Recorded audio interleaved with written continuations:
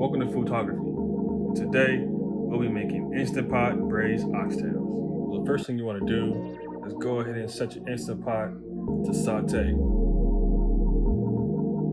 So remember that when your meat loosens up, that's when it's time to flip it. So don't rush it or don't force it. Solid. So while our meat is cooking, let's go ahead and make our sauce.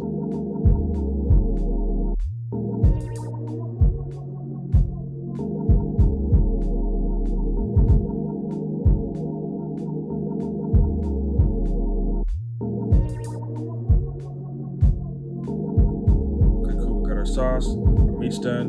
Go ahead and pour the sauce in the Instant Pot. And voila, we're all finished. If you guys like this video, or if you have any suggestions on what you do and how to make it better, leave it in the comments for other people to see.